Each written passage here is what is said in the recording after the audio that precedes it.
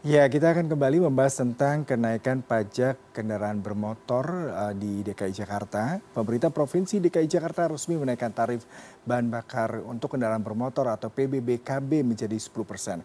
Angka ini naik dari sebelumnya yang sebesar 5%. Lantas apakah langkah kenaikan ini tepat dilakukan saat ini?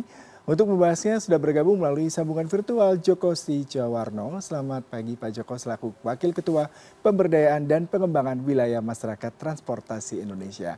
Pak Joko ini naiknya 5% dari 5% jadi 10%. Nah sebenarnya apa yang ingin dicapai dari Pemprov DKI Jakarta terkait hal ini? Kalau kita bicara mengenai jumlah kendaraan memang setiap tahunnya meningkat 2 hingga 3%. Bahkan di tahun lalu kendaraan di Jakarta itu mencapai 23 juta sumber dari pihak kepolisian DKI Jakarta sendiri.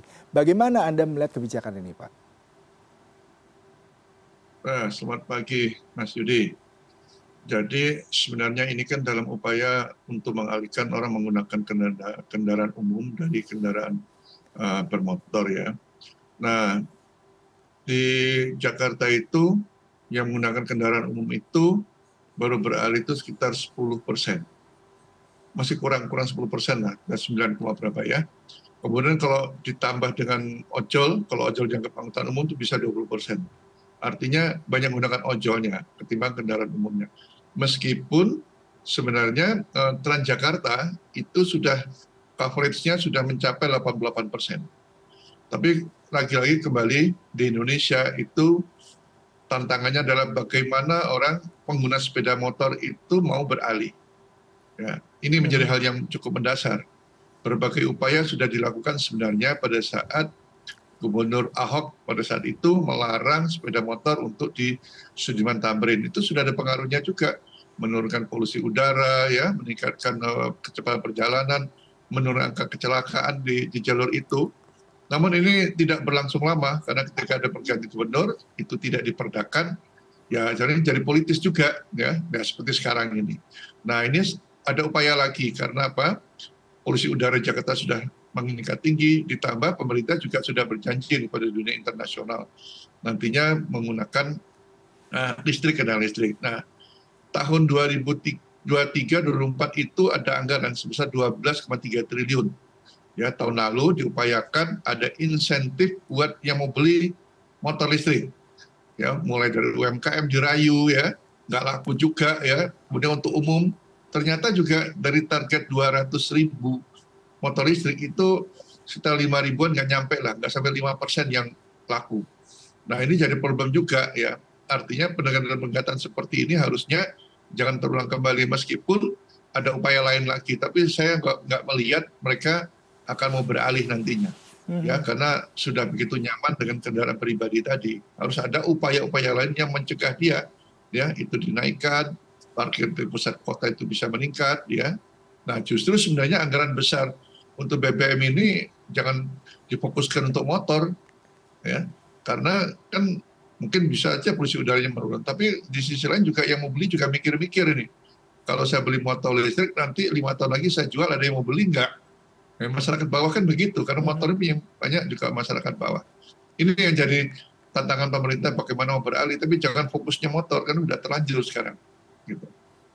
Pak Joko, yang menarik adalah kalau kita bicara mengenai pendapatan DKI Jakarta yang didasarkan Ya. dari Bapeda atau Badan Pendapatan Daerah DKI Jakarta untuk pajak kendaraan bermotor di tahun 2023 saja sudah mencapai 7,6 triliun rupiah. Berarti ini sesuatu yang sangat besar ya untuk pendapatan DKI Jakarta dari target 9 triliun. Lalu dinaikkan menjadi 5% untuk kendaraan bermotor menggunakan bahan bakar. Tapi yang menarik ketika pajak dinaikkan berarti asumsinya masyarakat akan berpikir ulang untuk menggunakan kendaraan. Tapi tadi kenyamanan, kemudian faktor kemacetan di Jakarta merupakan salah satu variabel yang membuat orang enggan menggunakan kendaraan publik begitu ya Pak. Nah tadi Bapak katakan juga terkait dengan transformasi dari kendaraan menggunakan energi fosil ke kendaraan listrik. Nah yang menarik adalah kalau kendaraannya publik nih Pak, bus, kemudian juga angkot dan juga mungkin beberapa motor yang digunakan ojol seperti itu. Dengan tarif yang naik untuk pajak ini apakah juga akan berpengaruh terhadap biaya yang harus dikenakan kepada konsumen Pak? Nah ini jadi masalah juga ya. Dengan kondisi sekarang, driver ojolnya juga kesulitan mendapatkan order, artinya pendapatan mereka tidak seperti 5-6 tahun yang lalu lah, yang mencapai 10-12 juta per bulan. Tapi sekarang itu ya 3-4 juta sudah agak lumayan lah, tapi itu kan tiap hari bekerja. Pasti berpengaruh nanti untuk tarif kalau dia sepeda motor ya, kan tarifnya. Tapi memang ini kebijakan yang tidak bisa tidak. Memang ada kesalahan pemerintah ketika pada saat itu masyarakat masih kecil menggunakan sepeda motor, diberikan motor itu ada 2005 ya, jadi bisa angsuran, DP-nya 0 rupiah atau mungkin 500.000. Nah dampaknya sekarang, ya tidak banyak negara di dunia yang mengembangkan motor sebenarnya. Yang mengembangkan itu di China, Vietnam, Thailand, dan Indonesia. Ada China pun dibatasi juga mereka, tidak sembarangan. Di kita enggak, sudah gratis, kemudian DP-nya gratis atau 0 rupiah, boleh mengasur, kecepatannya, lajunya juga tinggi. Jadi cc-nya, silindernya buat tinggi. Nah itu yang jadi persoalan. Di negara ini memang tidak boleh, mereka merendahkan, bahkan untuk asuransi pun lebih tinggi ketimbang kendaraan roda 4. Ya, kita lihat di Eropa tidak berkembang motor itu. Makanya masyarakatnya ketika diberikan public transport yang murah, mereka mau beralih. Jakarta sebenarnya murah juga. Jadi kalau di Jakarta coba kita lihat, keluar dari rumah atau kantor tempat kita bekerja itu nggak sampai 500 meter sudah ada halte. Ya, kalau di perumahannya ada checkpoint gratis lah, tapi itu tidak mampu menyerap banyak. Tadi kembali lagi, memang motor menjadi tantangan bagaimana pemerintah bisa mengurangi orang tidak tergantung pada motor gitu.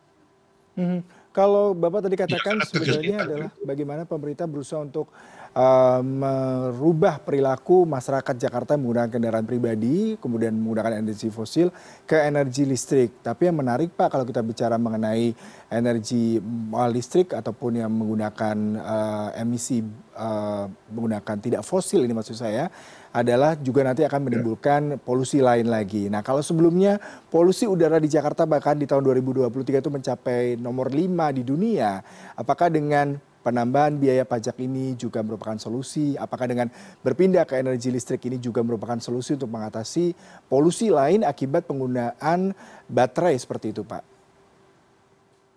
Ya, ini sebelum ini tadi mungkin lupa saya jawab dari masalah pajak kendaraan bermotor ya. Memang pajak kendaraan bermotor ini ada PP nomor 35 tahun 2023 yang lalu. Jadi PP itu mengenai ketentuan pajak daerah, retribusi daerah. Di situ sudah nggak salah pasal 25 memberikan opsi pilihan 10% dari pajak kendaraan bermotor itu diberikan untuk perawatan jalan, perbaikan atau perawatan jalan dan pembenahan angkutan umum. Cuman implementasinya ini kalau di daerah, selain Jakarta juga ini masih belum jelas. Karena apalagi di daerah banyak jalan-jalan daerah yang rusak. Artinya ini juga belum tentu 5% untuk jalan, 5% untuk angkutan umum. Hanya ada satu kota di Indonesia punya perda, mereka punya perda menyebutkan 5% dari APBD-nya untuk angkutan umum. Nah ini Pekanbaru. Hari ini ada pembahasannya nanti siang. Ya, bagaimana implementasinya di daerah. Nah kembali lagi persoalan tadi untuk polusi udara.